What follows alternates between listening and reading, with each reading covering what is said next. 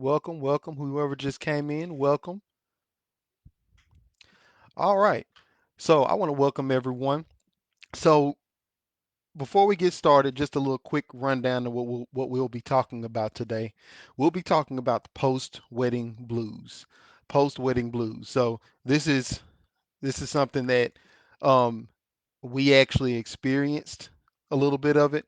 We didn't know, or I didn't know what it was at the time, but it was something that was happening. So I'll explain what it is and how it can affect people. And we're going to talk about three different ways that we can overcome that. Three different ways to help overcome post wedding blues. All right. So, for anyone who doesn't know me already, my name is Jay Bryan, and I help newlywed millennials prevent and overcome marriage problems so that they can thrive in marriage and in life. And just a little bit about me, quick synopsis. Um, I've been married since August 3rd of 2013 to my wife, Brianna. For 14 years, I dealt with a pornography addiction that really had a negative effect on me. It really messed me up. And some of the ways that that kind of showed up in my life was that it caused me to have porn-induced erectile dysfunction at a very early age, 21 years old. And after that, even after I got married, it manifested in my marriage as well. It showed up to where because I was experiencing porn induced erectile dysfunction, I was actually afraid to even attempt to have sex. I was scared to attempt to consummate my marriage, and that led to us going 3 years without having sex because of my fears, because of my performance anxiety, because I had a pornography addiction. It was a bad problem. And that's how I started to show up in our marriage. So we got married in 2013, and then in 2016, 3 years after that, finally we came to a point where we were talking, and it was too much. It was too much, and eventually, I had to, I had to come clean about the pornography addiction, and then not only did I start to get help, but both my wife and myself started to get help as well. So we were able to overcome that, but not alone. We had help. All right. So that's a quick synopsis of my story. So, again, for anyone who's just coming in or just tuning in, we're talking about three ways, and I have my notes over here, so pardon me if I'm looking to the right or the left. We're going to be talking about three ways to fight post wedding blues. So, what's crazy is I didn't know this was a thing, you all. I was literally, I was literally just look, I've been following different marriage channels. I always ask mentors, guys or couples that have been married for longer than I have. I ask them for tips and stuff. I'm always looking for ways to better our marriage. My wife is as well. And the other day I was looking online, and I found out that there's something called post-wedding blues. So this is the feeling that after all the stuff you've done to prepare for your wedding, you've called your friends, you've invited your family, you found a venue, you've been ripping and running and preparing and sending out invitations and having the bridal party and the bachelor party. I mean, all kinds of things have been going on. You do all that for months, sometimes a year or so, a year or longer. And then finally, the big day comes. You have a great wedding, amazing ceremony, then it's over. Then it's over. And a lot of people, believe it or not, again, I didn't know this was a thing. I didn't know that I'd even experienced this myself. But a lot of people are like, okay, well, what now? What do I do? We did all that. We've been moving, ripping, and running for over a year now, or for months and months. And what now? And that can cause a lot of sadness. That can cause a lot of issues and feeling like the uncertain about what to do next. And that's what we call post wedding blues. So when I actually found this online, I discovered that when you Google post wedding blues and what it actually takes you to the a mental health hotline, a mental health hotline. That actually shows you how serious this can be. If you Google something and it takes you to a mental health hotline, that can show you just how tough it can be to deal with. So Obviously, it's a problem. We're going to talk about three different ways to overcome this. So if you are experiencing this or have ever experienced it, you may have some insight as well. So the first way, the first way to overcome post-wedding blues is using something called the New Year, New Me method. New Year, New Me method. So this is, and of course I made that up. I made up that term, that title, but the concept is extremely helpful. See, a lot of times when we make New Year's resolutions or we say, and I mean I've done it plenty of times. I did it this year a little bit, 2021. So New Year, New Me. What does that mean? That means a lot of times we decide to make some New Year's resolutions. We decide that we're going to look into some new skills or a new way of doing things for the new year. Okay? Now, what is really, really, really cool is that the simple act of learning a new skill can help to fight off those post wedding blues. Why? Because instead of focusing energy on just how sad and how down and that uncertainty and how we're feeling, we can pour that same energy into a new skill. Now, I'm not saying this is the end all be all, but I'm saying it's extremely helpful to find a new skill and start to work on that. So when my wife and I first got married in 2013, one of the things that I started to learn, and I didn't even realize that this was really helping me like that, but I started to learn direct sales, started to learn recruiting. I started to learn about personal development, reading. A lot of people call it self-help. I started to learn more about that, and the reading every day, the selling every day, or the learning how to sell, how to make small talk, how to all these different things that I was learning. It was very, very, very helpful to me in knowing what to do the next day. I was like, oh, I get to learn a new skill. I get to do something new. I get to practice something over and over again, something new that I'm enjoying learning. So here's what I want you to do for this first step. New year, new me. Here's what I want you to do. I want you to literally think about for a second, what's one new skill that you want to start learning?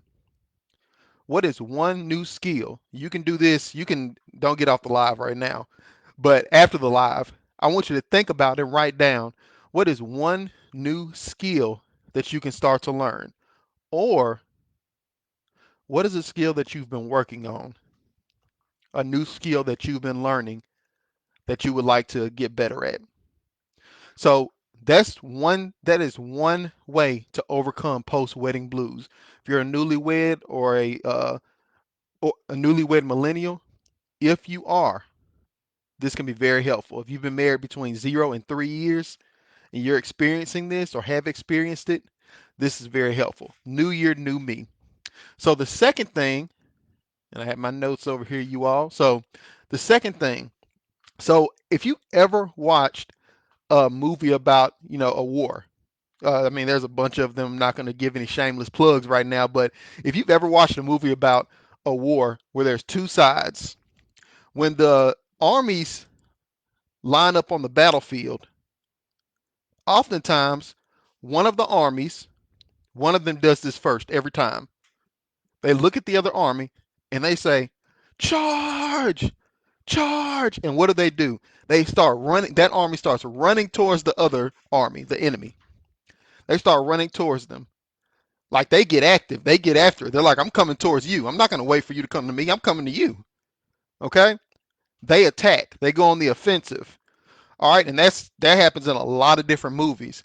So when it comes to our anyone who's dealing with this issue, the second way that you can overcome or fight post wedding blues is to charge, attack.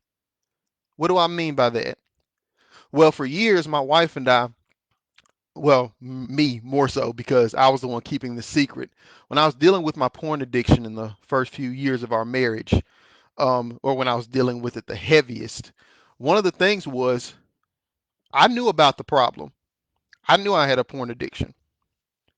I knew I had a issue with pornography. I knew I had an issue with fantasizing. I knew I had these issues. My wife and I both knew that we were in a sexless marriage because of said pornography addiction. Now, she didn't know it was because of a pornography addiction, but we knew that there was a problem of a sexless marriage. We both knew that. So we knew where the enemy was. We could see it right in front of us. But the thing was, we never charged. We never attacked the problem. So that was like if the armies were to come and look at each other and they just stare at each other. They can see the enemy, but they're not charging. They're not charging. So that's what happened to us the first few years of our marriage. So the key here is to, instead of just waiting or looking at the problem or just knowing about it, is to attack. Now, how does that specifically apply to post-wedding blues? Well, if you are aware of post-wedding blues and you know that you think that you might be feeling it, something you can do is be proactive about it. Attack. How? Seek help. Seek help. Whether that be a trusted friend, trusted couple, whether that be professional help. Seek help if you even think you're dealing with this. Why? You look it up, you look it up on Google, it leads to a mental health hotline. It is a problem. It is a problem, and it can lead to even worse problems, okay, if it's not addressed. So if you think you're experiencing post-wedding blues, if you think you are, get help, attack, charge, okay? Charge. So what is the thing that you can do when you get off of this live? How can you actually apply this? Well, here's what you can do. You can either, one, there's two things that I offer for you to do. Number one, once you get off this live, if you feel like you've been experiencing this post-wedding blues, you can reach out to that trusted friend or that trusted couple if you want. Or the second recommendation, number two, is to reach out to a professional counselor or counseling service, whatever is at your disposal, and at least set up for your first session. So those are two things that you could do as soon as you get off this live if you are experiencing post-wedding blues. So that's the second concept, is charge. First one is new year, new me. The second one is charge. The third one is look towards the light. So it's funny, I used to have a friend in high school, and um, every time, and it's really not funny. I don't know. I'm chuckling, but I guess maybe in hindsight, she would tell she every time we would drive through a tunnel, even if it was a short tunnel, she would literally start like clamping up like this. She would close her eyes. She would start praying sometimes, and I was like, what's going on? And she was deathly afraid of tunnels. And I asked her, I was like, well, why are you afraid of tunnels? What makes you so afraid of them? And I just feel like if something were to happen while I'm in this tunnel, no one is around. No one could help me. The whole world is outside the tunnel and we're in the tunnel. If something happens, then we're like, what do I do? And see, that really resonated with me when she told me that, because that literally is how tunnels are. You're in there. It doesn't feel like anyone can help you or have access to assist you in whatever you're going through. It feels like you're trapped in there alone because it's a tunnel. It's a tunnel. But one thing that we always see, one thing that we always hear about, or the metaphor that is always used, is the light at the end of the tunnel. At the end of every tunnel, there's light. When you're in the tunnel, you're in darkness. But at the end of every tunnel, there's light. So when you're dealing with post-wedding blues, sometimes it feels like you're in the tunnel. It feels like you're in darkness. It feels like no one else is around to help you. All you can see are the things that are going on, how you're feeling at the time, what's going on in your world. Understandably so. It's very rough. It's a rough thing to deal with. Okay? That uncertainty, that feeling like what's next. It's a rough thing to deal with. However, something that you can do is look towards the light at the end of the tunnel. How do you do that? You do that by using goals, setting goals. You set goals. Why? Because goals are a target that you can look towards when you're feeling like you don't have anywhere else to go.